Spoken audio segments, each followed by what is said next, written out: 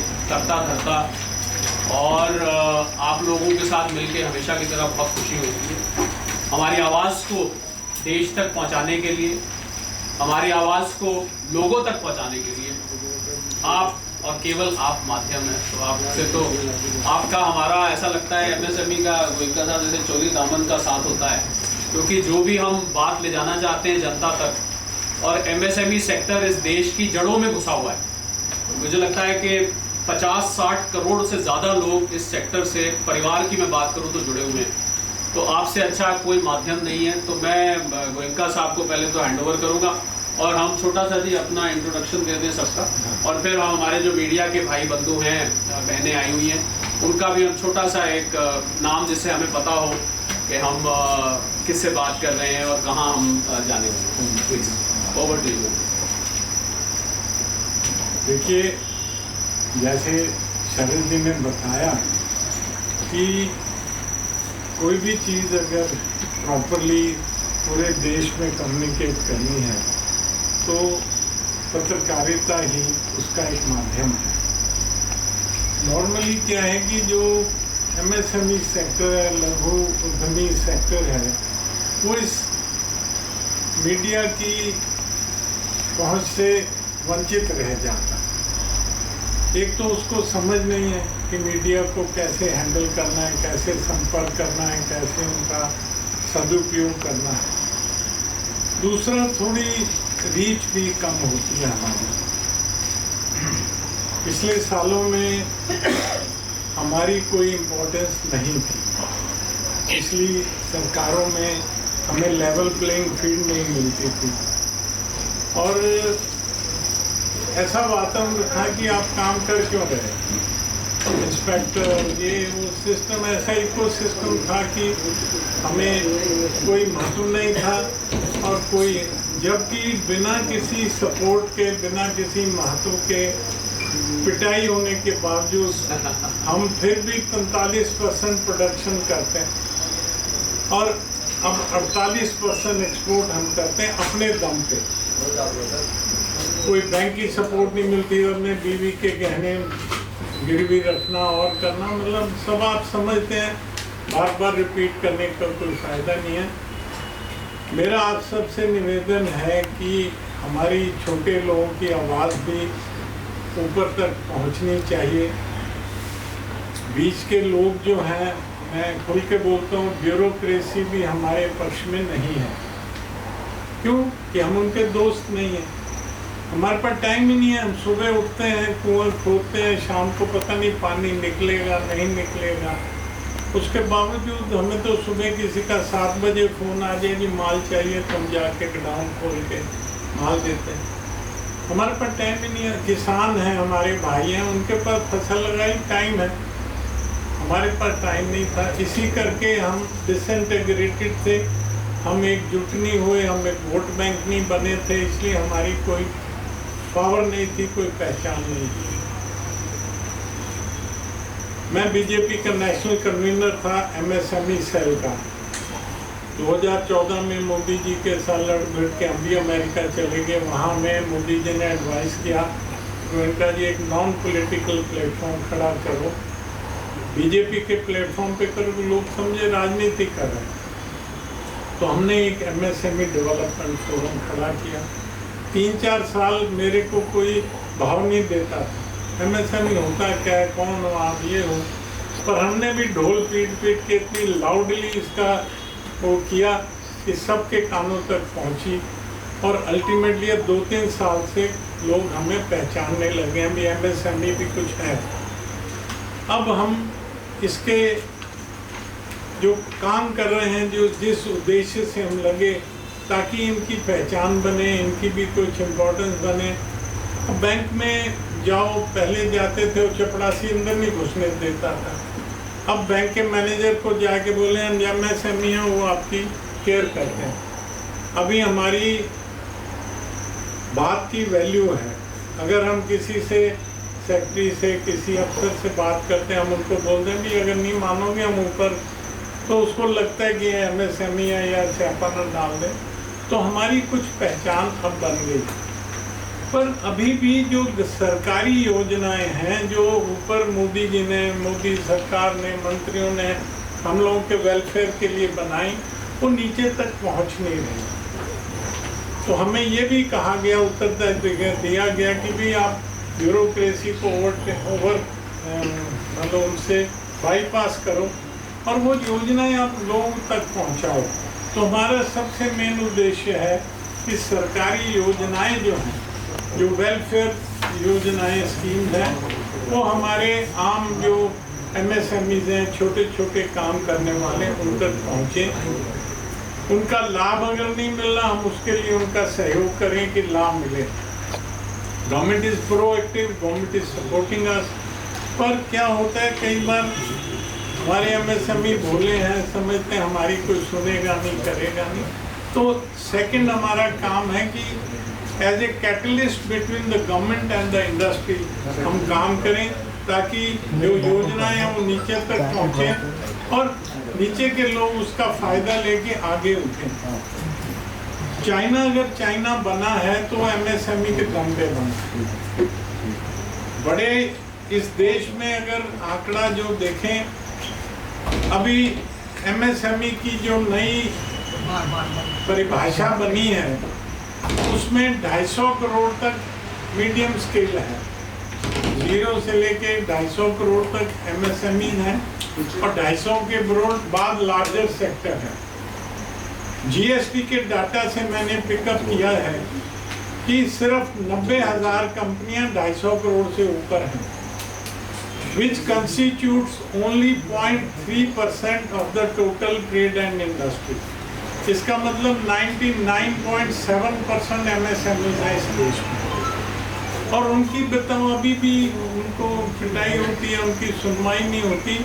उसके लिए आप लोगों से मेरा निवेदन है कि आप जब हमारी बात उठाएंगे, रखेंगे, तो उनको, लोगों को भी आपका एक तरह से सेवा होगी, आपका सहयोग मिलेगा और पता लगेगा भी ये देश को अगर हम 5 ट्रिलियन इकोनॉमी करनी हो या सेल्फ रिलायंट इंडिया बनाना है, चाहे अमृत काल है, चाहे कुछ भी है, बिना MSME के वो नहीं हो सकता। ये आप सब लोग जानते भी होंगे और मैं मन से बड़े अधिकार के साथ ये कह रहा हूँ कि अगर हमें चाइना का ऑल्टरनेटिव बनना है, अगर हमें एक विश्व की ताकत बनना है, तो हमें MSME को उठाना होगा। MSME में यूथ है, आज इस देश में 60% यूथ है 30 साल से छोटा। तीसरा हमारा उद्देश्य है transforming job seekers to job creator. हम नौकरी मांगने वाले को कहते हैं हम नौकरी देने वाला बनो। एक नौकरी छोड़ के जो बिजनेस एंटरप्राइज में आता, 5 जनों को एवरेज नौकरी देता है। तो नौकरी की समस्या का हल भी इस MSME में है कि MSME बने। अब वो कैसे बने, उसके लिए हम उनको योजनाएं सरकार की बताएंगे। इस समय मेरे हिसाब से हमारी सरकार सबसे अमीर सरकार है। पहले जमाना कुछ होगा, आज सरकार के पास सब कुछ है। मैं देखता हूँ जो चाहिए वो सरकार के पास है।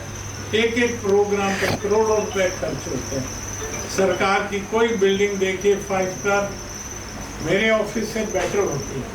तो हमारी सरकार के पास कोई दिक्कत नहीं है। ऊपर के जो लोग हैं उनकी नीयत ठीक है, बाकी बीच के लोगों को ठीक करने की ज़रूरत है। आपके सहयोग से हम उनको कई ठीक हो गए और ठीक हो जाएंगे। देश की तरक्की मिलजुल के होगी और मीडिया उसमें सबसे बड़ा रोल अदा करता है। इसलिए हम आपके पास आए हैं कि ये आपके सहयोग की अपेक्षा रखते हुए कि आप हमारी आवाज़ को इतनी लाउडली ऊपर पहुंचाएंगे कि भाई मैं अभी शरद जी को देता हूँ, फिर ये बताएंगे कि हमारा जो एक्सपो हम किस तरह से। मेरे को किसी मंत्री ने कहा कि गोयनका जी आपके फोरम में कितने लोग हैं? मैंने कहा कि 20-25 हैं। कहते आप पूरे देश में और दुनिया में चाहते हो ये बढ़े, तो किस तरह से होगा?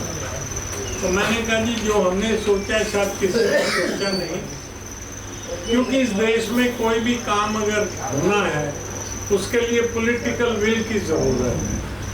किसानों के लिए पॉलिटिकल विल है, मजदूरों के लिए है, और कईयों मछुआरों के लिए जो संगठित हैं, जो वोट बैंक हैं, उनके लिए पॉलिटिकल विल है।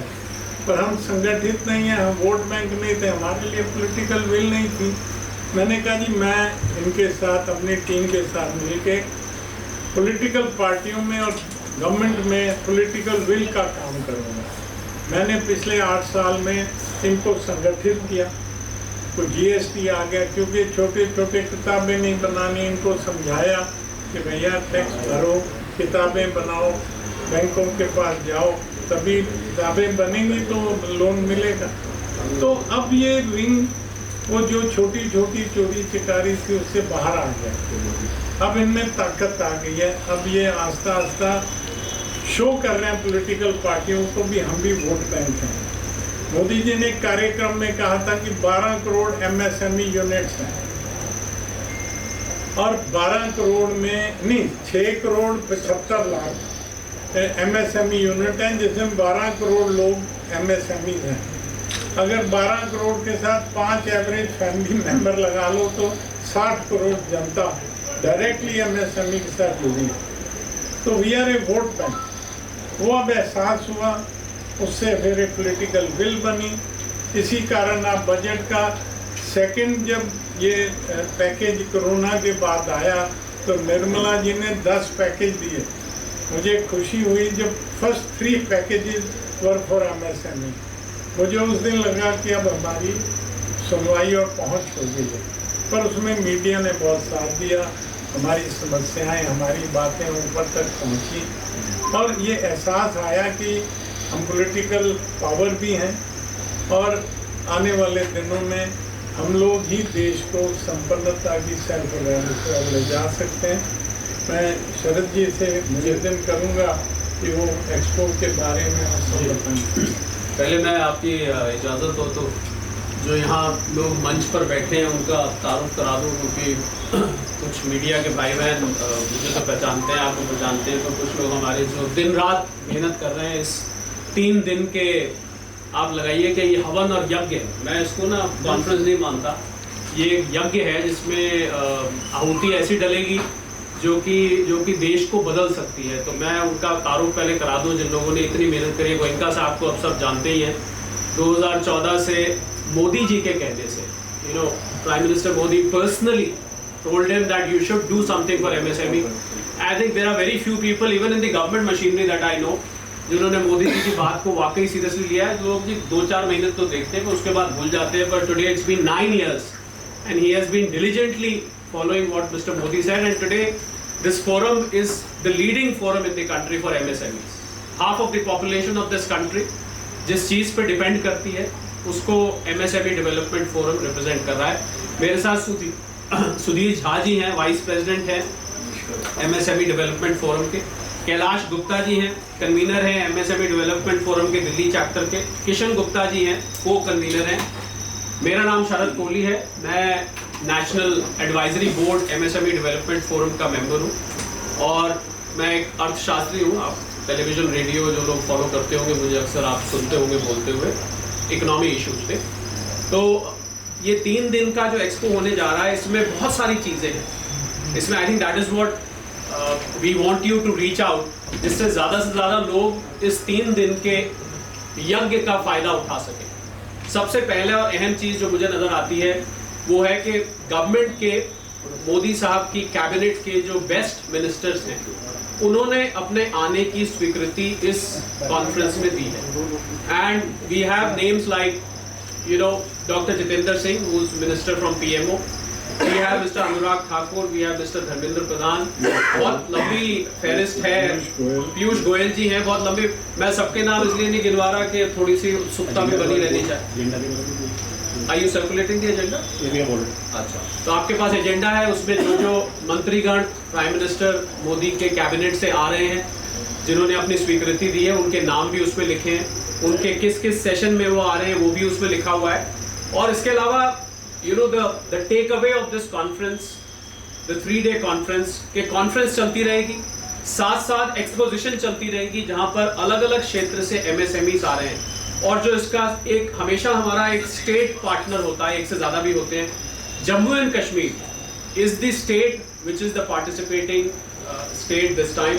Jammu and Kashmir से श्री मनोज सिन्हा जो वहाँ के लेफ्टिनेंट गवर्नर है, he is coming himself. And J&K terrorism, I think the story of being from terrorism to tourism, जिसका हम अभी पीछे जिक्र सुन रहे थे, आपको वो देखने को मिलेगा. J&K government officials will themselves unfold. Mr. Sinha is going to unfold as to what it took when in 4 years after abrogation of Article 370, कैसे उस स्टेट में ट्रांसफॉर्मेशन आया है. So you will see J&K state. हमारा जो inaugural session होगा 10 तारीख को, उसमें 50 और कमिंग देयर पर पूरी पेविलियन लग रही है. जम्मू कश्मीर की पूरी एक पेविलियन लग रही है जिसमें इनके 50 स्टॉल्स लगेंगे ओडीओ की. One district one product. Jammu and Kashmir के अलग अलग जो डिस्ट्रिक्ट्स हैं वहाँ से आपको प्रोडक्ट्स देखने को मिलेंगे. और जम्मू एंड कश्मीर गवर्नमेंट पूरी तरह से, पूरी शिद्दत से इसमें पार्ट लेने जा रही है. उसके बाद बहुत सारी चीज़ों पे डिस्कशन होगा, स्किल एंड डेवलपमेंट पे, टेक्नोलॉजी पे. और अगर हम अलग अलग, हालांकि आपके पास जो एजेंडा है उसमें सारा है. और जो एक और हाईलाइट होने वाला है, जो एक और हाईलाइट पूरी की पूरी 3 दिन की कॉन्फ्रेंस का होने वाला है कि Russia is the international partner. So there will be delegates from Russia who have signed contracts, MOUs, agreements with MSME Development Forum. Goenka साहब अभी खुद कुछ हफ्ते पहले रशिया होकर आए हैं और वहाँ से इन्होंने डेलीगेशंस को वॉलंटियर किया है. यहाँ पर भी जो रशियन ट्रेड डेलीगेशन है उनका आह्वान किया गया है और उन्होंने बड़ी उत्साहपूर्वक अपनी पार्टिसिपेशन और अपना tie up MSME development forum के साथ घोषणा करी है, जो मुझे लग रहा है भारत सरकार के लिए, भारतीय व्यवसायिकों के लिए, भारतीय बिजनेस कम्युनिटी के लिए बहुत बड़ी अचीवमेंट होने वाली है. क्योंकि रशिया से हमारे संबंध बहुत पुराने हैं और ऐसे हालात में जब रशिया यूक्रेन की वजह से दुनिया की इक्वेशंस उथल पुथल हो गई हैं, मैं समझता हूं कि ये बहुत बड़ा अचीवमेंट होगा कि रशिया खुद आकर MSME डेवलपमेंट फोरम को पेट्रनाइज करेगा और इंडियन MSMEs को वो मौका मिलेगा जिससे वो रशियन बिजनेसमैन के साथ कोलैबोरेट करके और आगे अपना बिजनेस कर सकते हैं. इसके अलावा स्किल एंड डेवलपमेंट पे फोकस होगा. बहुत सारे इंडस्ट्री एक्सपर्ट्स आएंगे, इंडस्ट्रियलिस्ट भी आएंगे. And I think it is going to be a 3-day fiesta which is